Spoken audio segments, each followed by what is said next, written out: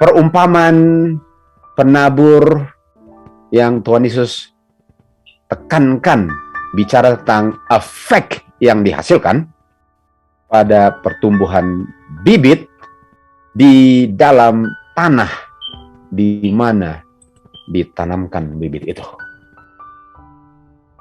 Yang Tuhan mau tekankan, hasil yang dihasilkan bibit di mana atau di tanah di mana ditaburnya.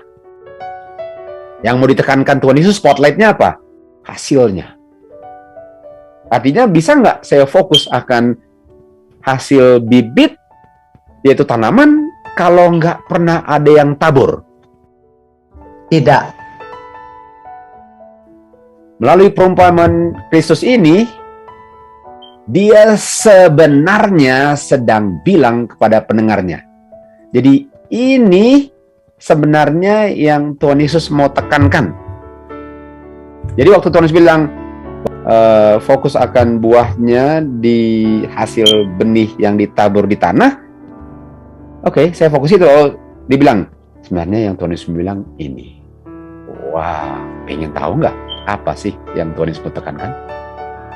Yang dia bilang gini, nggak mantap bagi kamu, nggak mantap kalau kamu berdiri dan mengkritik pekerjaanku.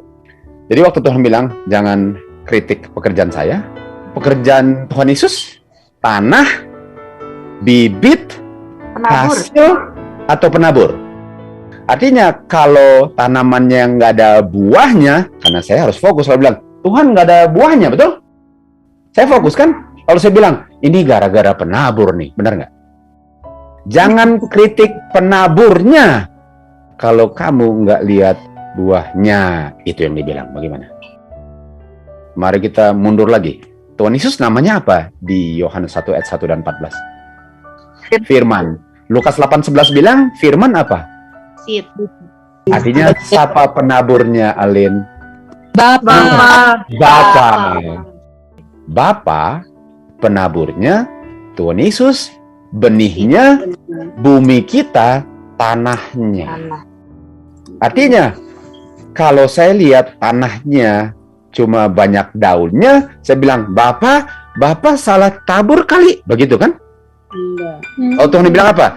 Jangan kritik penaburnya. Boleh? Sebenarnya Tuhan bilang nggak aman, nggak baik bagi kamu mempersalahkan penaburnya, atau kamu nggak senang karena hasilnya tidak sesuai dengan yang kamu idam-idamkan. Artinya yang kamu idamkan beda dengan hasil yang dihasilkan benih yang ditabur Bapa.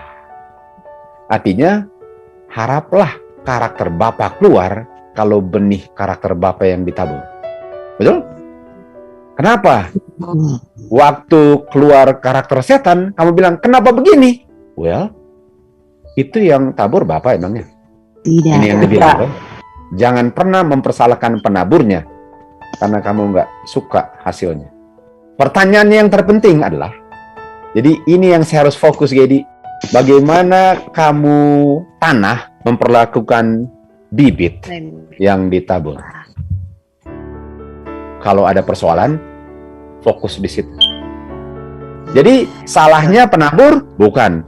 Salahnya bibitnya? Bukan. Salahnya bagaimana kamu terima bibitnya waktu ditabur dan kamu adalah tanahnya. Jadi persoalannya di Tuhan, di firman-Nya, atau sayanya.